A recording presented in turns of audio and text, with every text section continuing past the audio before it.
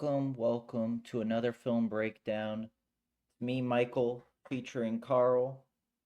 Uh, and today we have a guy who was talked about a lot, I feel like, during the season. And then as the pre-draft off-season process has gone on, I feel like, I don't want to call it the hype, but the coverage on this player has died down a bit. And that is Ole Miss cornerback Trey Amos. One thing I want to say about Trey Amos right now, you'll catch me mentioning this in every cornerback video. Does he have the arm length? That he does. Arm's got to be at least 30 and a half inches. And he comes in at 31 and a quarter.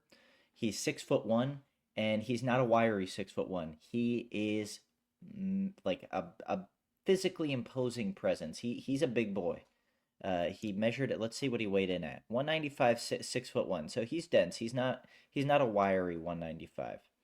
Uh, a lot of people have been saying that speed is Trey Amos's downfall. I struggle to see that. And the combine backed it up. He ran a 4.43 official and a 1.6 10-yard split. So he did perfectly fine. Courtesy of NFL.com, he finished as the 11th ranked uh, combine score. So among cornerbacks, that is. So a little underwhelming in terms of where you want Amos to be, but that's just the combine. You also have the on the field play, which uh, definitely boosts Trey Amos up.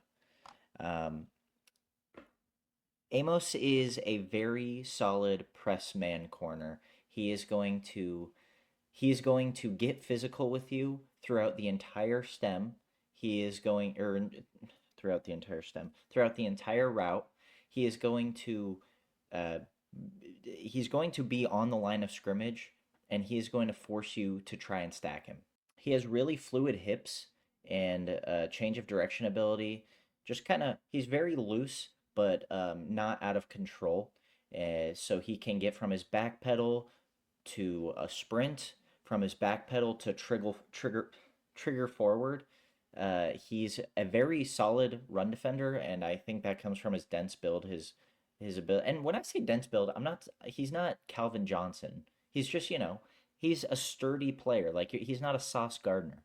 His physicality is combined with that arm length on the boundary a lot of the times in those contested catch situations. He can get his fingers on a football, and if he's not getting his finger on the football, a lot of the times he's disrupting a pass. Weaknesses, you'll see it.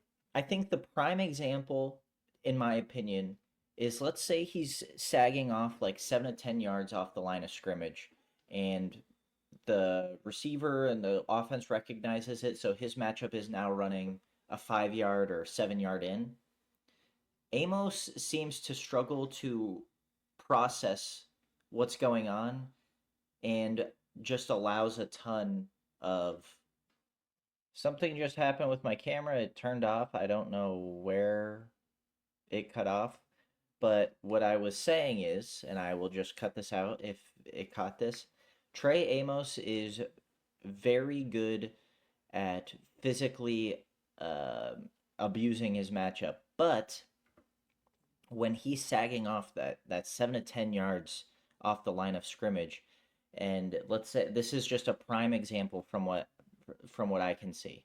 There's other instances of this, but let's say his matchup is running now a 5 yard or a 7 yard in or a 7 yard out, and he's 7 to 10 yards off the line of scrimmage. Amos doesn't react quick enough to the break on the route and will allow too much separation, and those quick, easy completions are aplenty against him. But with all that being said, let's get into the tape. All right. And he doesn't get targeted here, but top of your screen, this is just put him on an island and watch him stick with your receiver. That's beautiful. And what I will say, out of all the cornerbacks in this class, I'll say it, I think him and Siobhan Ravel are going to be the best at press man coverage and just having that side of the offense be handled by this one defender. You see, I think Travis Hunter is going to be a zone corner. I think he can play man. But an interesting point was actually brought up where it's like if Travis Hunter is playing every snap at wide receiver, which he's going to do, and then every snap at corner, which he's going to try to start doing, he can't be following the best receiver around on these deep routes every play. He's going to be gassed. So he's probably going to play zone. Will Johnson does not have the foot speed to play press man corner, which is why on every single rep you see him playing sagging off basically. Um, and Maxwell Hairston a little too wiry to play press man. So these denser builds who also have the foot speed, aka Siobhan Ravel and Trey Amos, are going to be the guys. This is pretty fun right here, actually. He's now on this receiver, and this receiver gives, I feel like, a pretty solid double move. Gets in front of Amos, but does not get any separation. And if that ball was going to him, unless it was placed perfectly by DJ Lagway, that was excellent coverage. Was not faked out a single bit. Look at this rep by Amos. I mean, just getting physical enough without getting a flag thrown. Just beautiful stuff. I mean, just completely bullied his matchup. This is an opportunity for us to look at Trey Amos as a run defender. Look at Cash Jones try to bounce it outside, and Amos is right there to meet him for a tackle for loss. This is how you run defend as a defensive back. All right, top of your screen. I think the receiver just trips on his own feet, but I would like to say that before that, Amos was opening his hips perfectly, right? And perfect using the bracket safety to his advantage.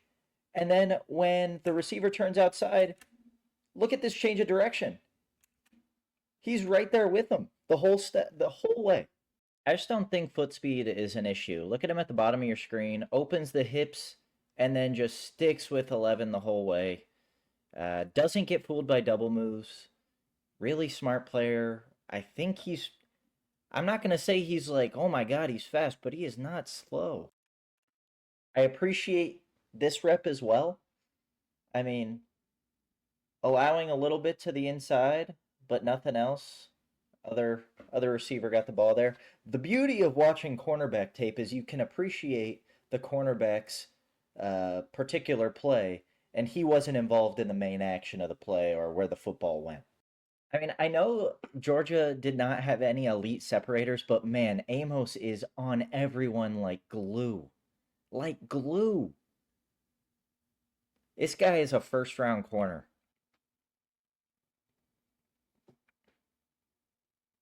Especially in this class, there are not 32 players better than him. And I think I have a first round grade in general on him. Even if I had a high second, he's probably still a first round guy in this class because I don't think there's 32 first round grades. Here he is right here, just jarring the ball free. I don't know if it was him or his teammate. I think it was just a combination of the both. It led to the ball being knocked out, and they got the football. If I'm Dominic Lovett at this point, I'm pulling Devontae Davis. I've been able to not gain even a single cumulative yard of separation on Trey Amos all game. And more of the same here. Just cuts across, deep little post, nothing. Trey Amos is a fascinating football player. He is the definition of a bully in the secondary. I really like his game. I don't think he's appreciated enough. There are worlds that I see him being picked in the first round, but I feel like more likely than not, at this current moment, he falls outside of the first round, which is crazy to me. Just mind-boggling.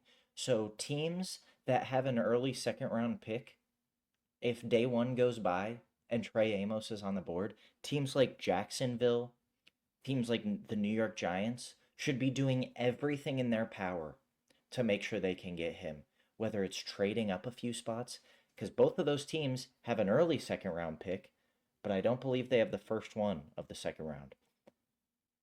You need the Giants and the Jaguars, and the matter of fact, if I'm the Titans, I'm not trading that pick because I want Trey Amos. Everyone needs Trey Amos. I hope the Bills take him, to be quite honest. Uh, the problem is the Bills are more of a zone defense, and I think Trey Amos is a fantastic man coverage corner. And we saw a solid man coverage corner in Kaiir Elam come into the NFL and be horrible. Anyway, I appreciate you guys watching. What are your thoughts on Trey Amos? Do you like him? If you like this video, could you just hit the like button for me? That would be really appreciated. Or subscribe. That would also be super appreciated. Anyways, I love you very much, and I will see you next time.